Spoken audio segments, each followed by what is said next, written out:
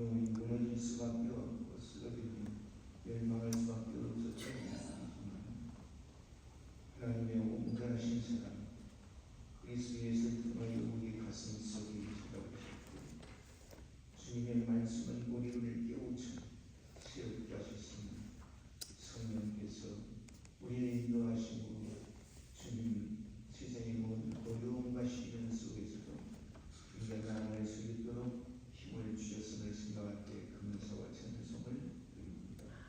주님, 우리가 이 세상을 살아갈 때 하나님께서 우리에게 보여주신 세계를 바라보며 주님, 우리가 이 땅에서 어떠한 어려움과 시련이 닥쳐와도 주님 그 세계를 바라보면서 이겨나갈 수 있도록 도와주시옵소서.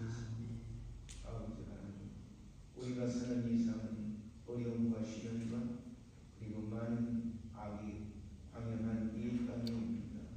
주님, 우리의 힘과 우리의 노력으로는 감당하기 힘들오니 주께서 친히 우리의 마음속에 자정하시사 우리로 하여금 하나님의 말씀을 통하여 이 아픈 세대를 이겨나갈 수 있도록 도와주시옵소서.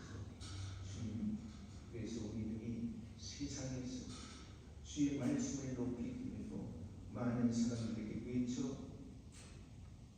구원의 소식을 전할 수 있는 우리 모두가 되게 하여 주옵소서. 주님은 시련과 역경 속에서 어려움을 당한 그러한 형제들도 있고 주님 많은 질병의 고통 속에서 고통당하는 형제들도 있습니다. 주님 긍휼히 여겨주시고 주님의 권능의 손길을 주시어서 저들의 연약한 모든 것들을 다스려 주시고 새롭게 하여 주시사 건강을 회복시켜 주시고 저들의 모든 환경과 저들의 모든 처지를 아시는 주님, 저들의 마음속에 하나님의 말씀이 찾아가셔서 저들의 삶을 변화시켜 주시고 저들의 모든 것들을 새롭게 하여 주시면서 새 삶을 살아갈 수 있도록 은총을 베풀어 주옵소서. 그래서 우리들이 간 이 땅 위의 삶이 하나님께는 영광을 돌리게 하여 주시고 세상에서는 주님의 빛을 증거하기 부족함이 없는 우리들이 되게 하여 주옵소서. 우리의 모든 처소, 우리의 있는 곳곳마다 주님 같이 하여 주셔서 우리에게 위로와 용기를 주시고 새 힘을 주옵소서. 원하옵간 그 앞에는 오늘도 우리가 주님의 말씀을 들을 때 이 말씀이 우리에게 위로가 되고 용기가 되고 희망이 되게 하여 주옵소서. 그 말씀을 통해서 세임을 얻게 하여 주시고 하나님의 나라를 수고하는 우리 모두가 되게 하여 주옵소서. 어두운 곳에서 힘들게 있는 그러한 형제도 있습니다. 주님 병상에서 누워 하나님의 치료를 간절히 원하는 그러한 형제 자매들도 있습니다. 저들에게 위로와 용기를 주시고 새 삶을 살아갈 수 있도록 저들에게 역사하여 주옵소서. 우리 민족의 힘들고 고달픈 그런 모습들을 보며 안타까운 마음을 금할 수밖에 없습니다.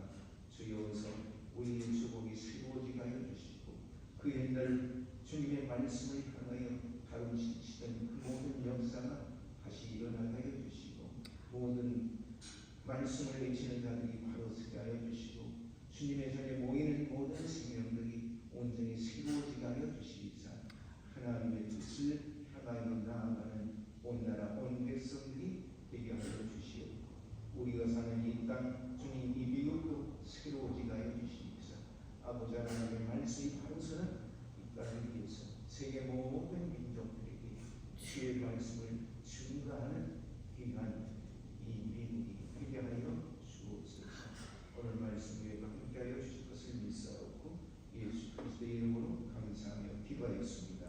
아멘.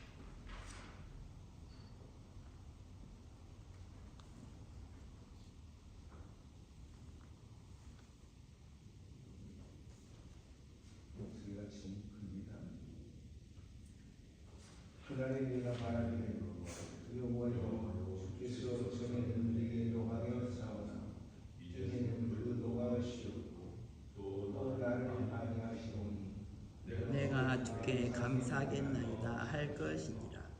보라, 하나님은 나의 구원이시라. 내가 의뢰하고 두려움이 없으리니 주 여호와는 나의 힘이시며 나의 노래시며 나의 구원이시니라. 그러므로 너희가 기쁨으로 구원의 우물들에서 물을 기르리로다. 그날에 너희가 또 말하기를 여호와께 감사하라. 그 이름을 부르며 그 행하심을 만국 중에 선포하며 그 이름이 높다 하라. 여호와를 찬송할 것은 극히 아름다운 일을 하셨으니 온 세계에 알게 할지어다. 시온의 거미나 소리를 높여 부르라. 이스라엘의 거룩하신 자가 너희 중에서 크심이라 할 것이니라. 아멘.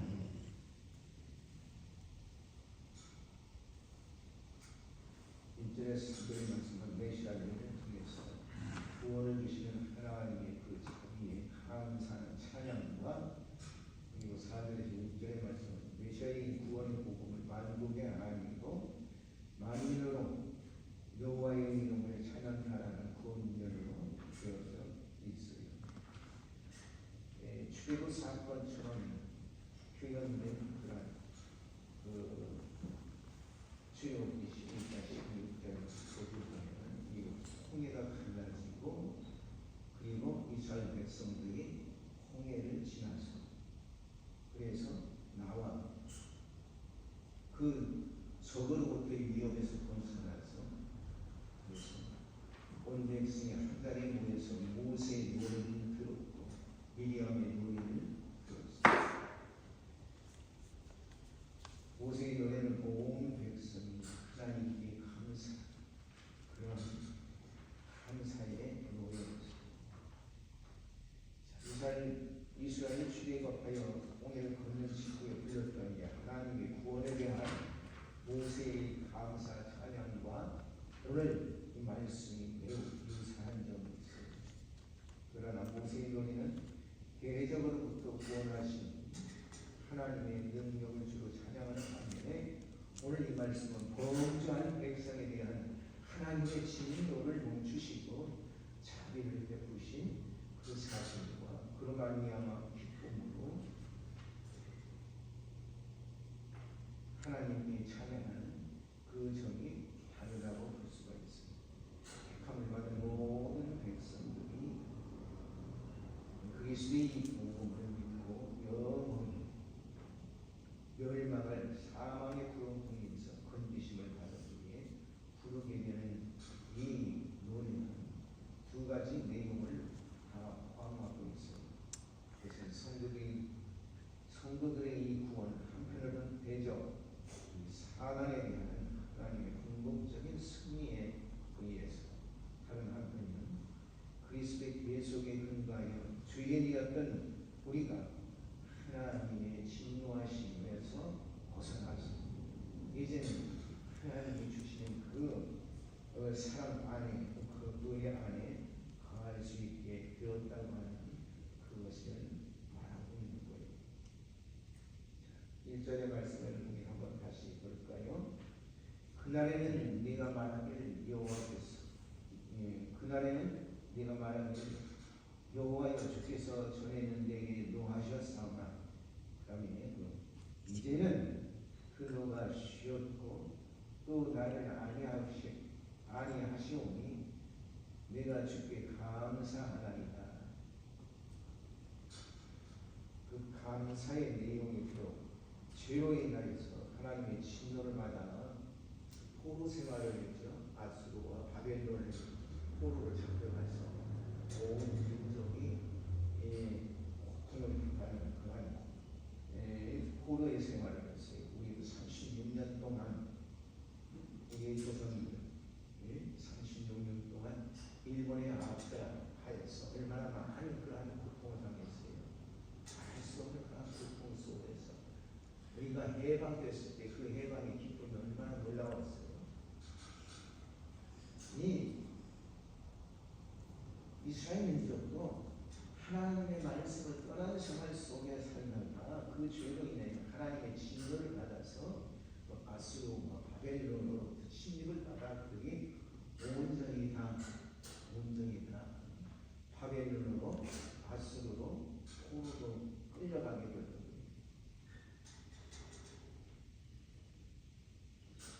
그들이 포로 생활을 하면서도 그러나 그들 마음속에 하나님에 대한 그런 약속의 말씀, 그 은혜, 그것을 회복할 수 있는 그런 기회를 받았고 그 약속을 받아서 그 약속에 대한 확신을 할 수 있었던 거예요. 여기서 우리가 생각할 적은 성도들이 하나님께 드리는 감사는 하나님께서 그것을 필요하시기 때문에 우리의 감사가 필요하기 때문에 그 감사를 받으시는 게 아니라는 사실이에요. 우리가 하나님 앞에 감사할 수 있는 것은 그것은 우리의 유익을 위해서 주시는 우리에게 주신 특권이라 이거예요. 이것은 세상의 모든 것, 모든 인간에게 허락된 것이 아니라 오직 그리스도 예수를 믿는 자만에게만 우리 믿는 자들에게만 허락된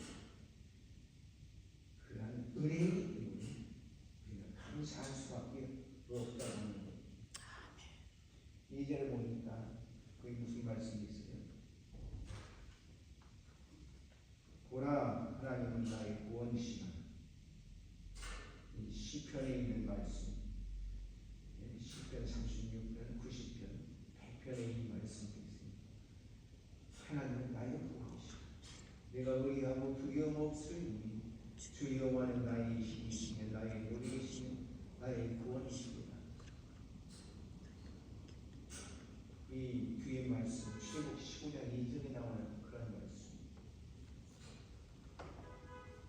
우리가 하나님을 나의 구원으로 알고 있어야 한다. 하나님은 나와 동떨어지신 분이 아니에요. 그런 분이 아니라는 거예요. 하나님은 나와 언제나 같이 하는 분이시죠. 그래서 나의 구원이 되신,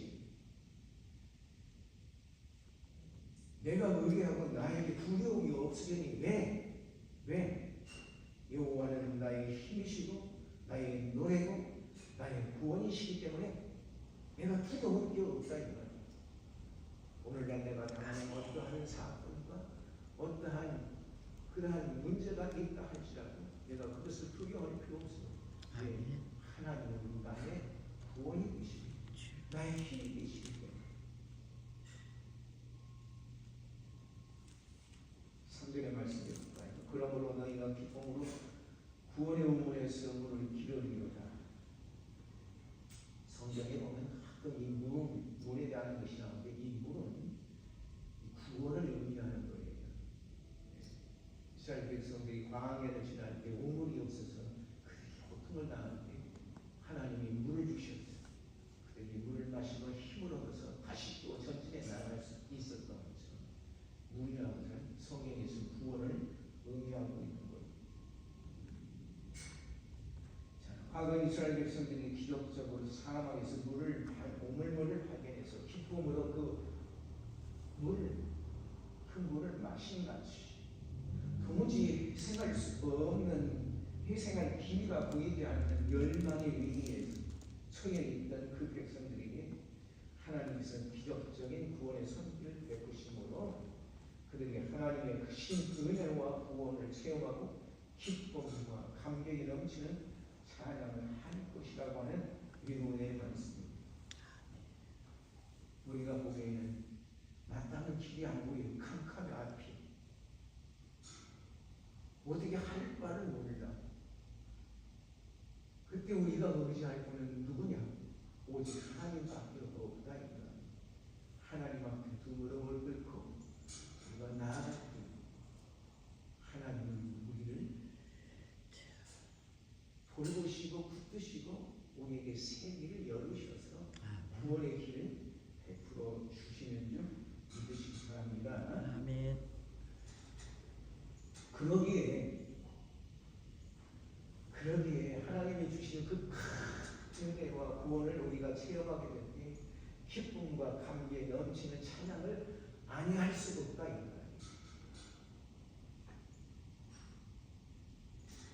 그러므로 이것은 우리에게 주시는 큰 위로의 말씀이 되시는 줄 믿습니다. 아멘. 4절의 말씀을 보니까요. 그날에 너희는 또 말하기를 여호와께 감사하라. 그 이름을 부르며 그 행하심을 만국 중에 선포하며 그 이름이 높다 하라. 이 뭐예요?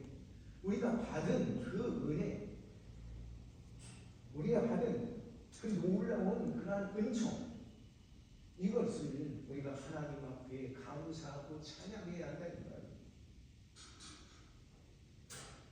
내가 받은 그 은혜, 그 놀라운 그 사랑, 우리가 그래 나 받았어 이렇게 그리고 가만히 있어서는 안 된다.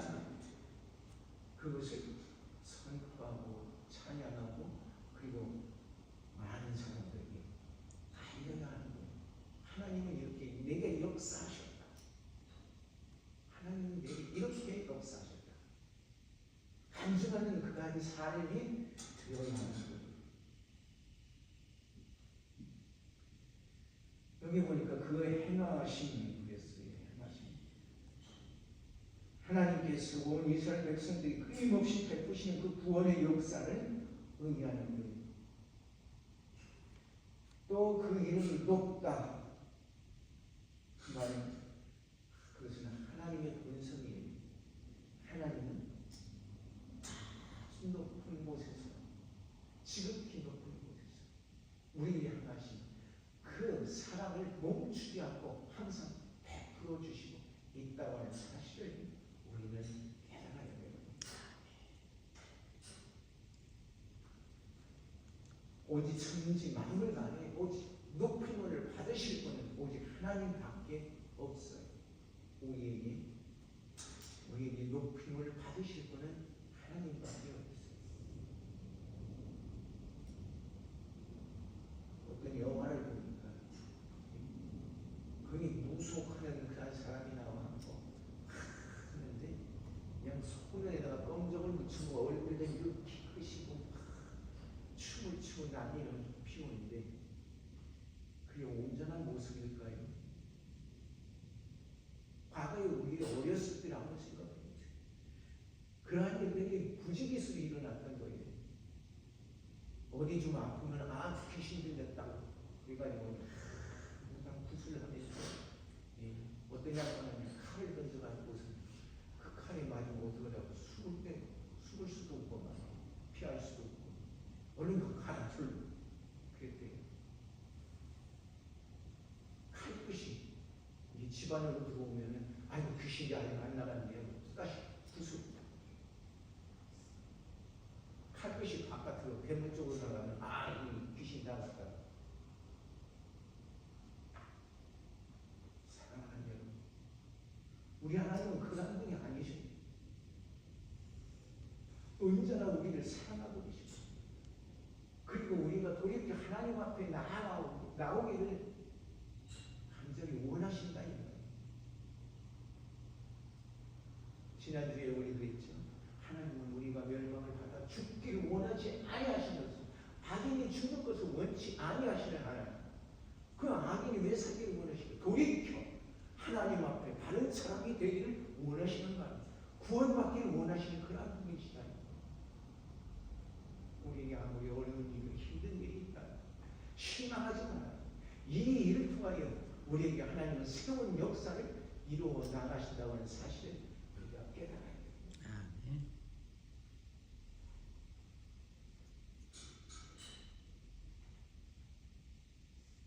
오전의 말씀을 볼까요? 여호와를 찬송할 것은 지극히 아름다운 일을 행하셨으니 온 세계에 알게 할지어다. 우리를 향하여 베풀어 주신 이 큰 은혜, 이 사랑, 이것을 묻어놓지 말라 이 말이에요. 하나님의 은혜를 받았으면 그것을 세계 만방에 외치하는 거예요. 전하라.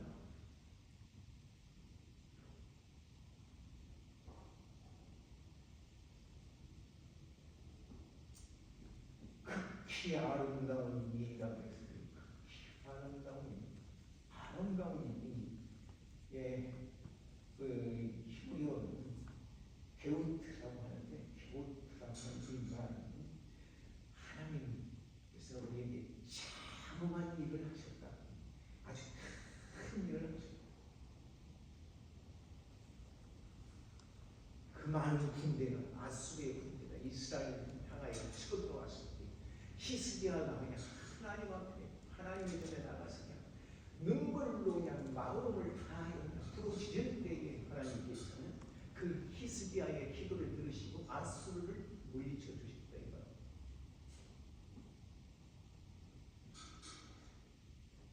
이스라엘 백성들이 하나님의 말씀을 떠나 생각할 때 아수르가 다시 쳐들어와가지고 그들을 포로로 잡아갔고, 바벨론이 쳐들어와서 바벨론에 의해서 예루살렘이 송두리째 뽑혀나가고 있어요. 모든 백성들이 다 포로로 잡혀갔어요. 그러나 그들이 골방에서 울며 부르짖을 때 하나님 그들의 그 기도를 들으시고 그들을 해방시켜 주셨다.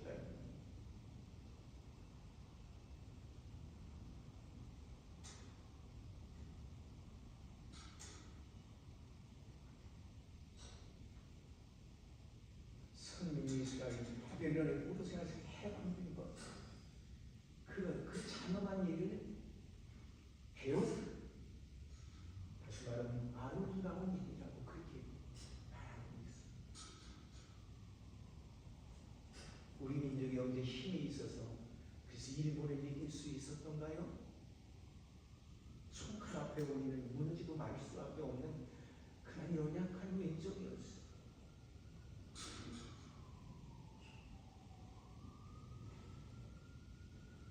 그러나 미국이라고 하는 거대한 힘에 의해서 우리 민족이 해방을 얻었어요.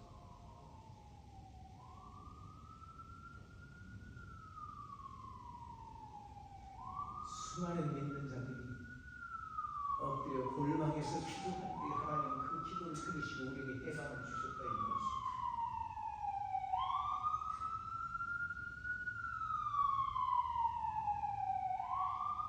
탱크를 몰아서 그래서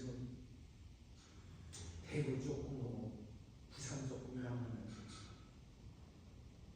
곧 멸망의 세계가 그 우리 남한 땅에 이루어졌어요.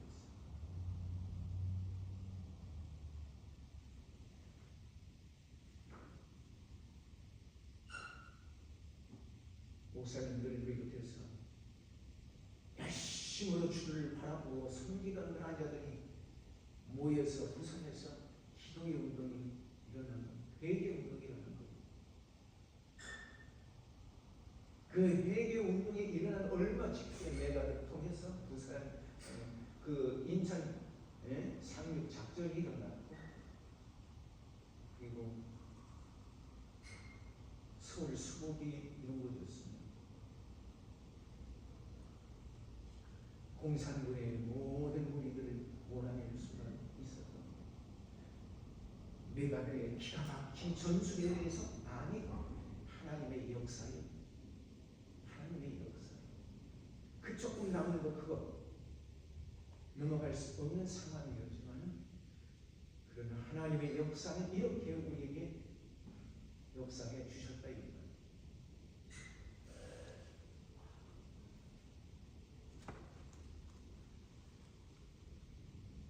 우리는 그 아름다운 그 큰 일을 보고 그리고 자라난 그런 백성들이었어요. 근데 어째요? 지금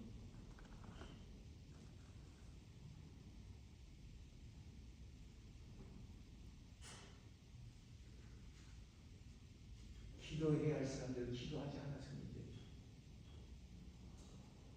복음을 전하는 사람들이 복음을 엉뚱하게 전하면서 자기들의 살이 사족을 채우는 것이 그것이 문제다 이거예요.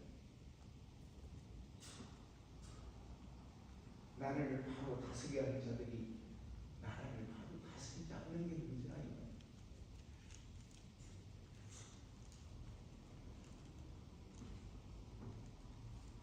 우리가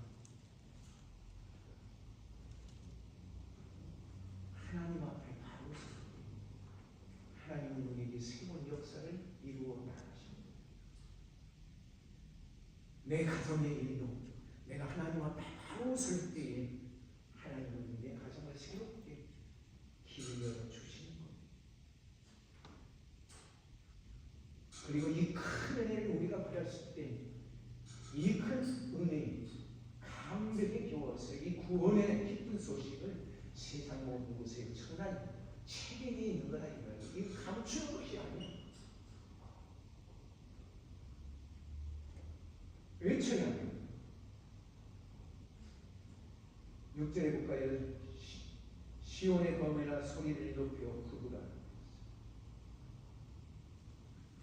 여기 시온의 검에는 1차적으로 얘기해서는 이 포로가 되었던 자들이 이제는 포로에서 해방되어 그래서 예루살렘으로 옛 유대 땅으로 돌아오는 그런 것을 말하고 있는 거예요.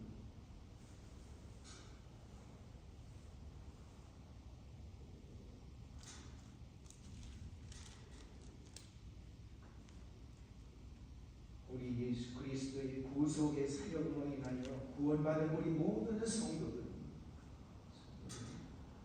소리 높여 외쳐야 돼요. 하나님께서 우리에게 이렇게 구원의 은총을 허락하셨다고 하는 사실. 예수님께서 지상 대명으로 주셨는데 뭐라고 했어요? 승천하실 때 너희는 세상 끝까지 나의 증인이라 말씀하셨어요.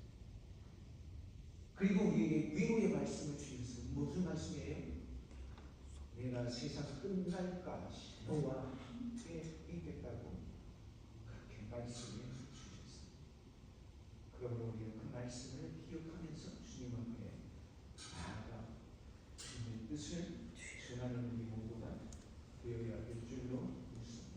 아멘. 두 번째 말씀입니다. 고린도후서 5장 16절에서 21절에 있는 말씀. 고린도후서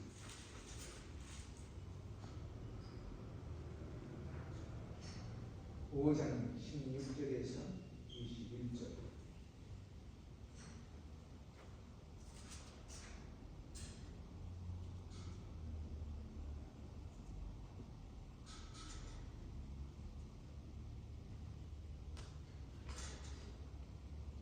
목소리가 좀 높습니다. 그러므로 우리가 이제부터는 아무 사람도 육체대로 알지 아니하노라. 비록 우리가 그리스도로 육체대로 알았으나 이제부터는 이같이 알지 아니하노라. 그런즉 누구든지 그리스도 안에 있으면 새로운 피조물이라. 이전 것은 지나갔으니 보라 새 것이 되었도다. 모든 것이 하나님께로 났나니 저가 그리스도로 말미암아 우리를 자기와 화목하게 하시고 또 우리에게 화목하게 하는 직책을 주셨으니 이는 하나님께서 그리스도 안에 계시사 세상을 자기와 화목하게 하시며 저희의 죄를 저에게 돌리지 아니하시고 화목하게 하는 말씀을 우리에게 부탁하셨느니라. 이러므로 우리가 그리스도를 대신하여 사신이 되어 하나님이 우리로 너희를 권면하시는 것 같이 그리스도를 대신하여 간구하노니 너희는 하나님과 화목하라.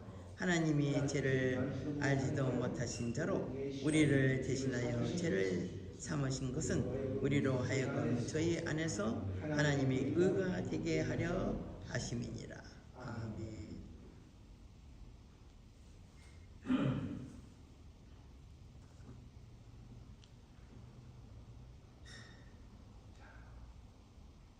바울이 복음을 전하는 그런 사도가 되었다고 하는 이 사실 자체는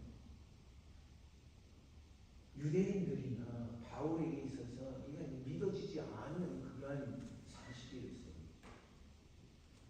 왜냐하면 예루살렘에서 대제사장에게 무엇을 받은 거니? 사람을 잡아갈 수 있는 그러한 권한을 받았다는 것. 그래서 예수 믿는 사람들 다 잡아가려고 밤에서 가는 그러한 상황에서 그는 그 길에 예수님을 만나게 된 거예요. 사울아 사울아 네가 왜 나를 핍박하느냐 하는 주님의 말씀을 들을 때에 사울은 어떻게 했어요? 당신이 누구십니까? 나는 네가 핍박하는 예수다. 그때 사람은 거꾸로 지는 거예요. 내가 어떻게 해야 할 바를 알지 못하는데 너는 이제 다메섹으로 가라. 거기서 너를 기다리는 사람이 있을 것이다. 아나니아라는 선지자가 있었는데 이가 사울에게 안수하여 너를 뜨게 하고 그리고 복음을 준비하며 복음 사역에 앞장서게 만들어졌다. 그는 절대로 이 복음 사역할 수 있는 사람이 아니었지만 예수 그리스도의 만남으로 인해서 변화된 거예요. 그래서 말씀을 보니까 뭐라고 하느냐, 나는 그리스도의 강권적인 사랑에 의해서 사도로 부르심을 받는 것이다.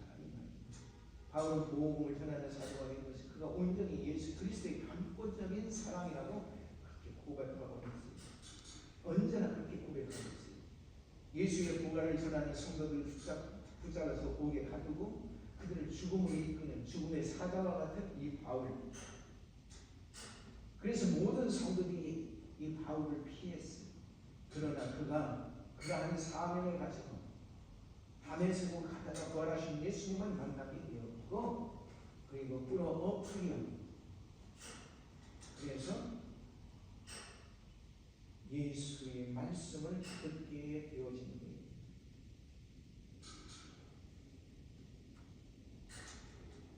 바울은 그 사실을 예수 그리스도의 엄청난 그런 사랑이 나를 변화시켰다 그렇게 고백하고 있는 거예요.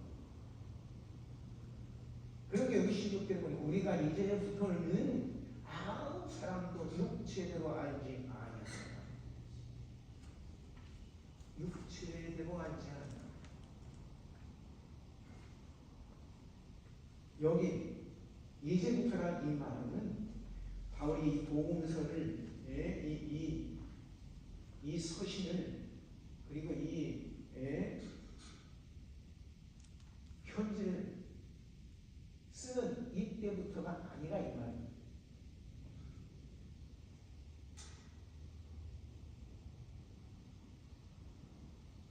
그리스도께서 모든 사람을 위하여 죽으시고 부활하셨다는 이 사실을 깨닫는 그 시간부터 바울은 변화된 거예요. 그래서 육체대로라는 것은 성령의 조명 없이 보는 그러한 것. 단순히 인간의 지식에 따라서 그러한 의미에서 이기적인 세상적인 평가로 봤을 때 그는 육체대로 봤다 이거예요. 가끔은 그렇게 얘기를 해요. 예수님이 부활하셔서 죽었다가 다시 부활하셔서 우리 친구들도 그랬어요. 미친 소리 한다. 너네 아빠가 목사라 그러니 너도 반은 미쳤구나. 그래. 왜 그럴까요? 그들은 육체대로 생각하기 때문에 세상 이치대로 생각하기 때문에 그러게 이러한 것들을 믿을 수가 없는 겁니다.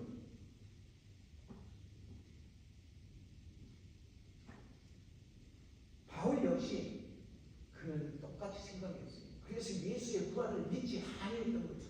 그러게 예수 믿는 사람들, 예수의 부활을 증거하는 사람들 잡아가려고 했던 거예요. 근데 이제부터는 이같이 아니하다고, 이같이 알지 아니하는 부활하신 그리스도를 만난 이후에는 세상적인 인간이 아닌 하나님의 아들로서 나를 위해서 자신을 내어주신 분으로, 자신을 내어주시기 위해서 세상에 오신 분으로 그렇게 깨닫게 되었다 이 말이에요. 오늘 우리가 예수 그리스도 이 땅에 오신 것은 나를 구원하시기 위해서, 당신의 생명을 내어주신 분, 하나님의 아들로서 내게 오셨다고 하는 사실을 내가 고백할 수 있느냐이다. 그것을 고백하지 못하면은 우리는 바른 신앙을 가진 사람이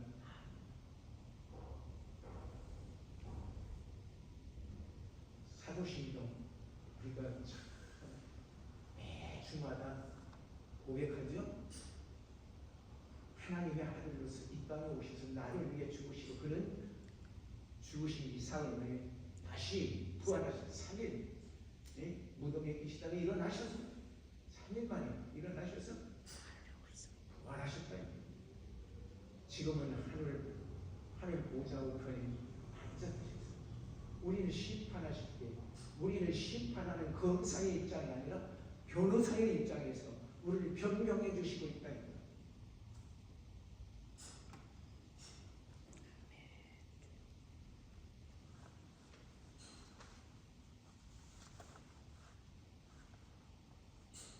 어느 분이 죽음의 천국을 가봤는데 자기 옷은 아주 험한 옷을 입고 있더라고요. 아니 죽음은 전부 새맞고 입고 아주 흔한 옷을 입는다는데 왜 나는 이러지? 그런데 너무 좋아서 그냥 그 옛날 그 모습들이 조방 마당에서 춤을 추듯이 그런 모습으로 춤을 추고 그리고 그 흰옷을 입은 사람들을 쫓아가는데 천사가 나타나서 나라를 치는 거예요. 네가 어떻게 해서 여기 올라가? 네가 누구냐? 그래서 아무 말씀 못하고 뿔 없어졌는데 그때 예수님께서 그를 찾아오셨어요. 그 손에서 그는 핏줄기가 그의 머리부터 발끝까지 적시면서 내가 너를 위하여 죽었다 라고 하는 음성을 듣고 그리고 그가 다시 깨어나서 복음을 전했다고 하는 그런 이야기를 들은 적이 있습니다.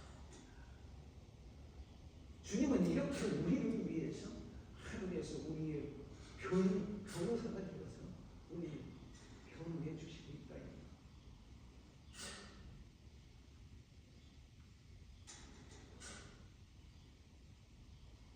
17절의 말씀을 볼까요?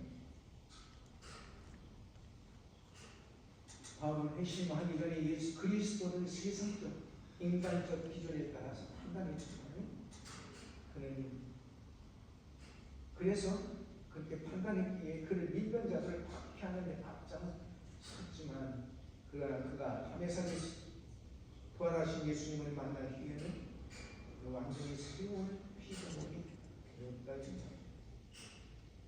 거기 말씀해 주셨죠. 누구든지 그리스도 안에 있으면 새로운 피조물이라. 그것이 새로운 피조물이라는 이 말은 새로운 피조물이라는 것은 예수 그리스도의 죽음과 부활의 동참함으로 얻어지는 거예요. 그래서 거기 계속해서 말씀을 보니까 이전 것은 지나갔으니 보라 새 것이 되었구나. 이 말은 물질적인 모든 피조물이 사라져버렸다고 하는 그런 말씀이 아니에요. 우리의 세상적 기준으로 판단하던 모든 것들이 이제는 내게 아무 소용이 없다 이 말이. 그리고 우리에게는 새로운 세계관이 열려졌다 이 말이. 그것은 영적인 세계관이 열려졌다 이 말이. 자, 이전에 유대인들은 뭐가 그들에게 중심이 되었을까요? 생각하는 중심이 되었을까요? 유대인들에게서는 모세가 준 이 율법이 그들에게는 기준이 되었습니다. 헬라인들에게는 세상적 지혜와 그리고 그들이 숭배하는 그런 우상 숭배가 그들의 삶의 기준이 되었던 겁니다. 이러한 것들이 그리스도와 연합된 자에게 이미 다 지나간 거란 말이에요. 이게 다 소용이 없다는 말이에요. 그리스도로 인하여 그 모든 것들이 다 소멸되고 없어진 거예요. 우리의 주변에 있는 그 모든 율법적 지식과 세상적 지혜와 그리고 우상 숭배를 가졌던 그 모든 것들이 다 아무 소용없는 것들이 되어버렸다. 그래서 바울은 그러한 것들을 향해서 배설물 받았다고 했어요.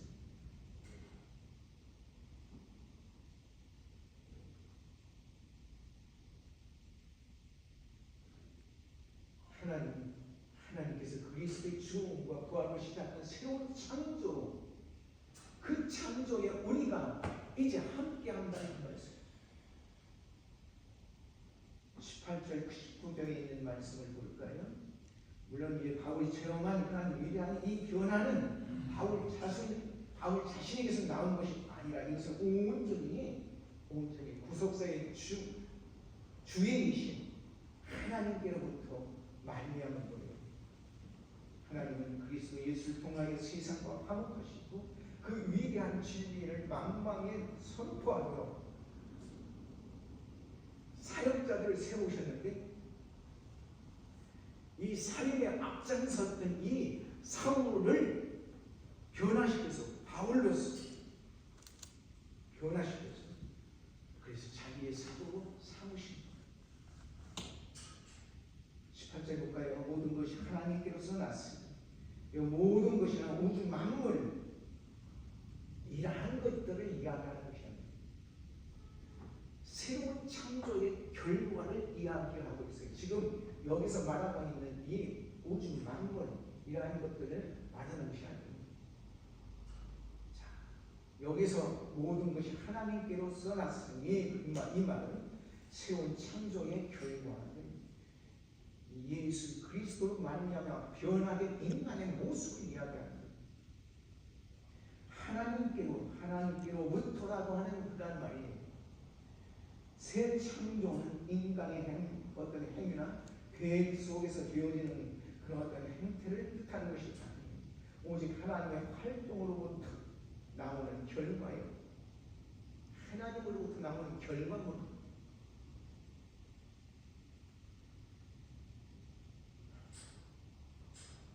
제가 그리스도로 말미암아 우리를 자기와 화목하게 하시고 또 우리에게 화목하게 하는 직책을 주셨으니 그랬어요. 하나님의 새로운 창조 행위의 성격을 나타내 주시고 있는 그런 말씀입니다. 그리스도로 말미암아라고 하는 이 말이 되는데 이것은 하나님께서 그리스도의 그 구속의 피로 말미암아 구속함을 입은 자들에게 주시는 하나님의 은혜라는 말씀입니다. 새로운 창조의 행위.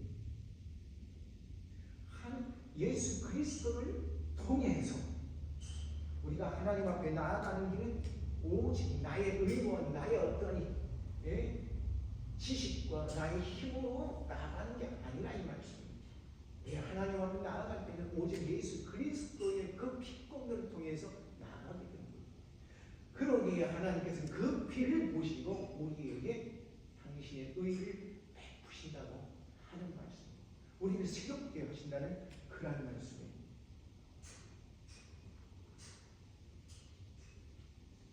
그리고 우리에게 더욱 사명을 주신 것이 뭐예요? 화목해 하는. 우리가 이 죄로 말미암아 하나님 앞에 나아갈 수 없었는데 이제는 이미 죄의 문제가 해결됨으로 말미암아 하나님과 우리가 화목하게 되고 하나님 앞에 나아가 아버지라 부를 수 있는 그러한 은혜를 우리가 받았는데 이 은혜는 우리만 받고 말라는 게 아니에요. 이제는 우리가 그 사명을 감당하려고 하는 거예요. 바울과 같이.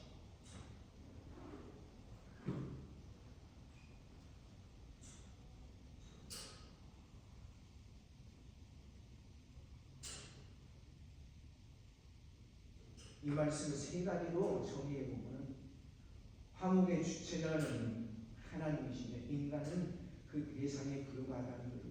일반적인 의미에서는 화목이란 쌍방이 원수 같은 그러한 상황 속에서 관계가 회복되는 그런 것을 뜻하지만은 범죄한 인간은 구원의 문제에 있어서 완전히 무지무능하기 때문에 성경적 의미에서 화목은 하나님께서 베풀어 주신 일반적인 은혜가 아니고 내가 잘나서 내가 뭔가 깨달아서 그래서 우리가 아니라는 거예요. 그것은 온전히 하나님께서 내려주신 하나님의 은혜예요. 둘째로 하나님께서 인간과 화목하기 위해서 누구를? 예수 그리스도 중보자로 삼으셨다는 거예요. 중보자. 그래서 그리스도의 십자가의 죽음을 통해서 화목이 이루어졌다고 합니다. 세 번째로 생각할 것은 하나님의 이 화목의 자원은 계속성인데 이는 사람에게 맡기셨다는 것입니다. 이제는 우리에게 맡겨주셨습니다. 1차적으로 바울과 같은 그러한 사역자들에게 이 사역을 맡겨주셨고 궁극적으로는 우리 모든 사람에게 하나님과 화목하게 하는 그러한 사명을 전하는 이 화목을 전하는 사명을 우리에게 맡겨주셨다고 하는 그런 말씀입니다.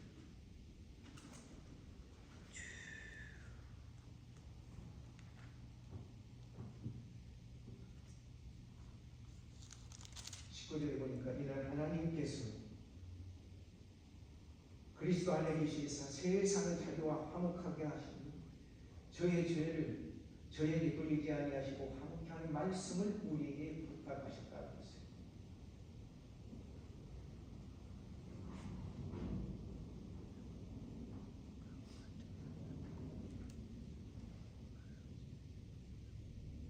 앞절에 있는 내용 다시 언급하고 있는 그런 말씀이에요.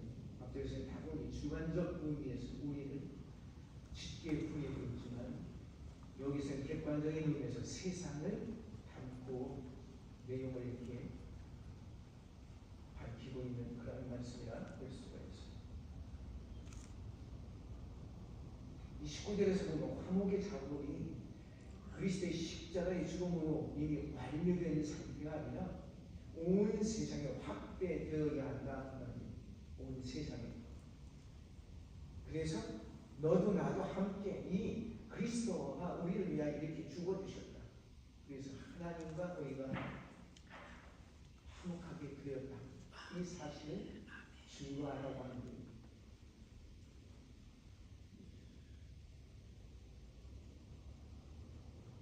우리 모두에게 주신 거예요. 저의 죄를 저에게 돌리지 아니하시고, 이 말씀은 인간의 죄가 하나님과 인간의 대적 관계로 만드는 그런 원인이 되었는데 하나님은 바로 이 죄의 문제를 스스로 해결할 수 없는 우리 인간들 우리에게 맡기지 아니하시고 친히 관여하셨는데 어떻게 관여하셨느냐? 예수 그리스도를 이 땅에 보내어 주시고 저를 화목 제물로 삼으셔서 그로 말미암아 인간과 하나님이 화목의 길을 푸셨다고 하는 그런 사실이에요.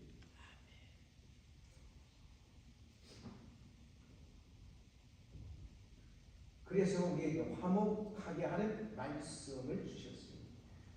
다른 소식서에서 보면 생명의 말씀이라고 있고 빌립보서에 나가면 그렇게 생명의 말씀이라고 하셨고 에베소서에 나가면 진리의 말씀이라고 말하고 있는데 그 내용은 그리스도와 그의 십자가의 죽음에 관한 그러한 말씀입니다.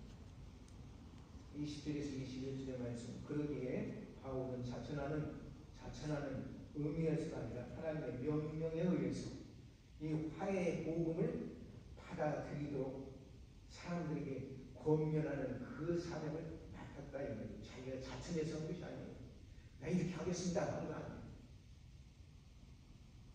하나님의 강권적인 힘에 의해서 이 복음을 전하게 되었다. 이거예요.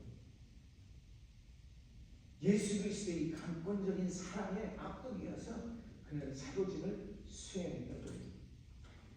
그렇기에 예수의 부활을 증거하는 사람을 잡으러 갔더니 저 사울의 녀석 저기 왜 그러지? 왜 그러지? 그것이 다 유대인들이 그렇게 생각하는 거예요. 예수의 부활을 믿고 그리고 그 부활을 자들의 신앙으로 삼고 있던 그러한 성도들에게는 저 믿는 자들을 예수 믿는 자들을 증거하는 자들을 잡으러 오는 거 아니야? 그랬단 말이야. 없는 사람. 그래서 그걸 다 피했어. 근데 저 예수 그리스도를 만나면 예수 그리스도의 그 강권적인 압도적인 사랑 앞에 그는 변화된 거예요. 오늘 우리는 어때요?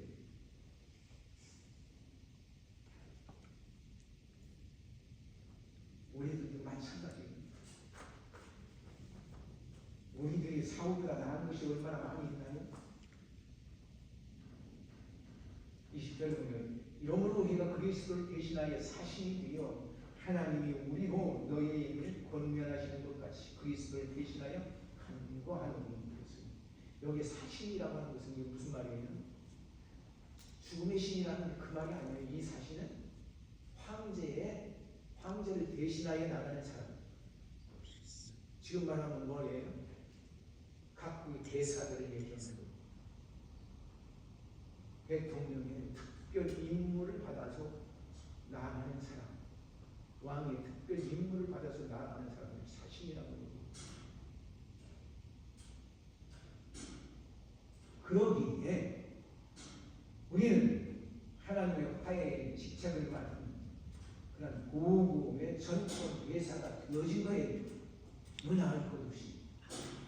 이게 얼마나 놀라운 은혜예요. 네? 주지사가 부른 말이고 시장이 부른 말에도 우리는 그 영광으로 하는데 하나님이 맡기신 그 사명을 받은 자들 얼마나 영광스러운 일이에요.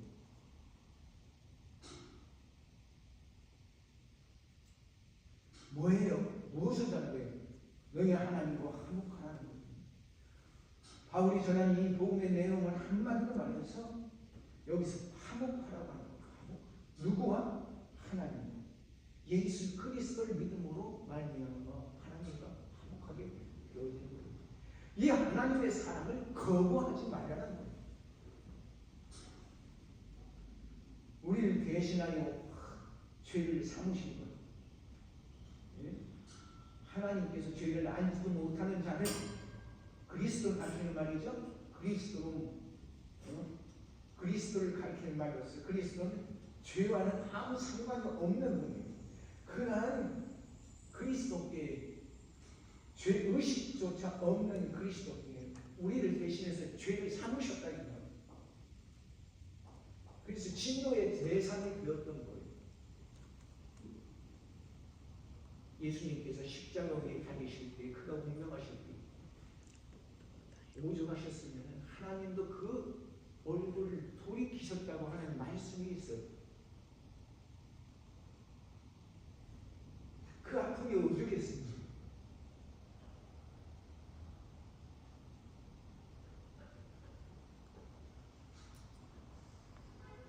우리가 그렇죠. 내 사랑하는 사람이 어떤 어려움에 처하면 그것이 얼마나 마음이 고통이 되는지 괴로워. 근데 하나님은 죄도 없는 당신의 그 아들이 이 세상에 오셔서 그래서 이 복음을 전하는데 인간 모든 죄를 혼자 뒤집어 쓰시고 그리고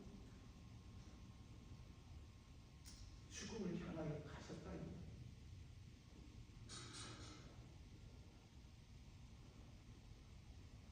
몇십 년 동안이나 다른 사람들의 죄를 지어놓은 것을 내가 뒤집어 쓰고 그것에 대한 책임을 물을 때 얼마나 억울한 일이 가슴을 치며 통탄한 일이지만, 그러나 우리 예수님은 묵묵히 그 십자가를 지셨다. 인류의 모든 죄는 그런데 그의 어깨가 얼마나 무거웠겠어요.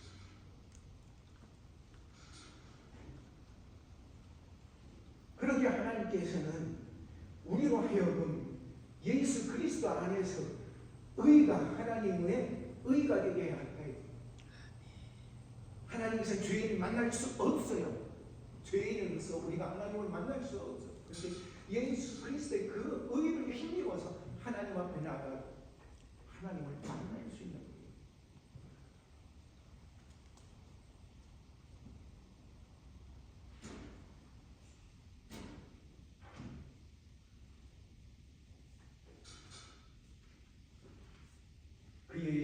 십자가의 죽음은 우리의 죄를 지시고 십자가에 죽으심으로 우리 주님 때문에 우리는 하나님 앞에 나아갈 수 있게 된 겁니다. 그러므로 우리는 알아야 돼요. 내가 의로워서 내가 잘나서 예수 믿는 거 아니야. 이것은 완전히 하나님의 은혜. 누가복음 주님의 말씀입니다. 누가복음 15장 1절에서 3절 11절에서 12장에 있는 말씀.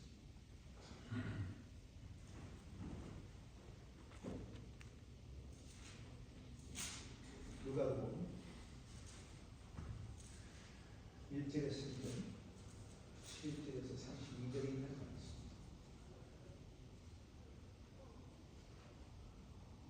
한 목소리 같이 묵음하시겠습니다. 모든 세리와 죄인들이 말씀을 들으러 가까이 나오니 바리새인과 서기관들이 원망하여 가로되 이 사람이 죄인을 영접하고 음식을 같이 먹는다 하더라. 예수께서 저에게 이 비유로 이르시되 또 가라사대 어떤 사람이 두 아들이 있는데 그 둘째가 아비에게 말하되 아버지여 재산 중에서 내게 돌아올 분깃을 내게 주소서 하는지라. 아비가 그 살림을 각각 나누어 주었더니 그 며칠이 못되어 둘째 아들이 재물을 다 모아가지고 먼 나라에 가 거기서 허랑방탕하여 그 재산을 허비하더니 다 없이 한 후에 그 나라에 크게 흉년이 들어 저가 비로소 궁핍한지라. 가서 그 나라 백성 중 하나에게 붙어 사니 그가 저를 들러 보내어 돼지를 치게 하였는데 저가 돼지 먹는 쥐염 열매로 배를 채우고자 하되 주는 자가 없는지라. 이에 스스로 돌이켜 가로되 내 아버지에게는 양식이 부족한 품꾼이 얼마나 많은고 나는 여기서 주려 죽는구나. 내가 일어나 아버지께로 가서 이르기를 아버지여 내가 하늘과 아버지께 죄를 얻었사오니 지금부터는 아버지 아들이라 일컬음을 감당치 못하겠나이다. 나를 품꾼의 하나로 보소서 하리라 하고 이에 일어나서 아버지께로 돌아가니라. 아직도 상거가 먼데 아버지가 저를 보고 측은히 여겨 달려가 목을 안고 입을 맞추니 이들이 가로되 아버지여 내가 하늘과 아버지께 죄를 얻었사오니 지금부터 아버지의 아들이라 일컬음을 감당치 못하겠나이다.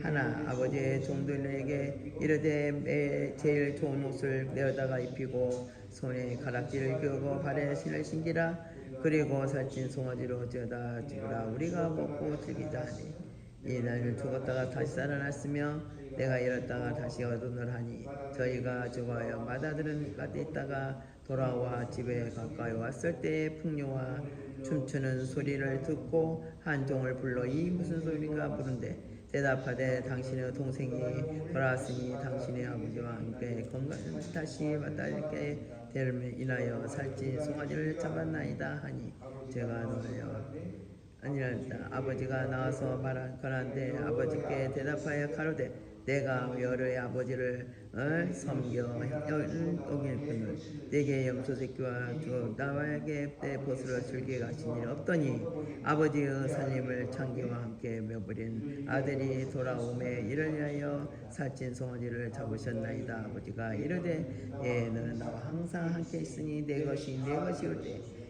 이 내 동생은 죽었다가 살았으니 내가 잃었다가 얻었기로 우리가 즐거워하고 기뻐하는 것이 아니냐 마땅하다 하니라.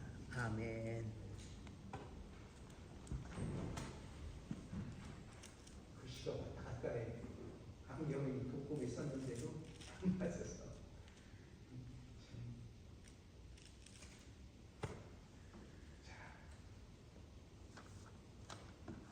그러면 죄인과 세계와 죄인을 부르시는 예수님의 삶은 죄를 부르시는 그러한 사람이세요. 그래서 죄인들과 함께 음식을 나누시면서 그에게 설명을 하는 거예요. 하늘나라 복음. 너희들이 이렇게 죄 가운데 있으면 죽는 것이다. 세리들은 정한 새 위에 거두지 말고 죄인들은 너희들의 모든 죄를 회개하고 깨끗하게 살아라. 그런 말씀을 아마 하시겠죠. 근데 바리새인들이 볼 때야, 저 선지자라고 하는데 죄인들과 함께하네. 그래서 비난을 하고 있었어요. 그러한 모습을 보시고 예수님께서 비유로 말씀하신 거예요. 자, 비유로 말씀하실 때 그 4절에서 7절의 말씀을 우리는 읽지 않았죠? 이것은 잃어버린 양의 비유예요. 8절에서 10절은 잃어버린 드라크마의 비유예요. 그리고 본문 11절에서 32절은 탕자의 비유인 거예요. 자, 17절에서 19절의 말씀은 아버지 재물을 다 가지고 가가지고 탕진해버린 그 아들에 대해서 나왔어요. 근데 그 아들이 이제 깨달았어요. 그래서 아버지의 집에는 품삯이 풍족한 그런 일꾼들이 많은데 나는 여기서 줄여 죽는 거야. 굶어 죽겠구나. 그래서 내가 아버지께 돌아가자. 그랬어. 자, 20절에서 24절은 잘못을 돌이키고 돌아오는 그 아들을 붙잡고 반가워하시는 그런 아버지의 모습이 나타나고 있어요. 이 말씀을 볼 때 우리가 무엇을 생각해요? 우리가 우리의 모든 죄를 회개하고 하나님 앞에 나아갈 때 하나님은 기뻐하신다는 거예요. 너 왜 그전에 이런 죄를 졌어? 내가 이렇게 잘못 살았어? 책망하지 아니하신다는 거예요. 우리가 하나님 앞에 나아갈 때 과거에 내가 지었던 것 그거 돌아보지 아니하신다는 거예요. 그리고 나를 받아주신다는 거예요.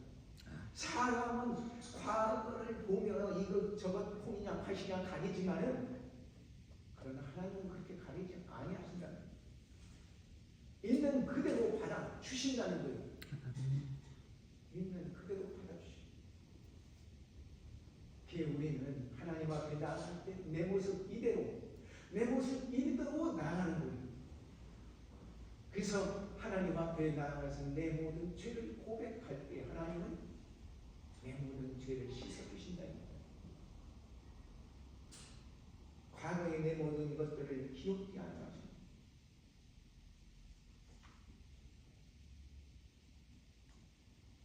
우리는 나는 이렇게 살았어. 나는 바르게 살았어. 그러면서 다른 이들을 비판하거나 판단해서는 안 되는 거예요. 여기 그날처럼 당신의 모든 재물을 갖다 다 허비한 저를 위해서 왜 그런 겁니까?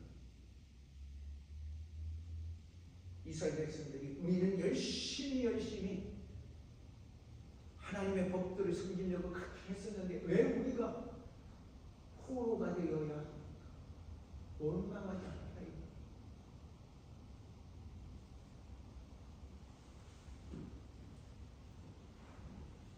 여기 아들은 나는 잘 살았는데 원망해서는 안 된다. 오늘 우리는 탕자가 들어갈 때는 이 아픈 가슴을 끌어안고 우리를 함께 아파해주고 그리고 미움하고 용기를 주는 그런 믿음의 생활을 해야 될 줄로 믿습니다. 잠시 동안 이 말씀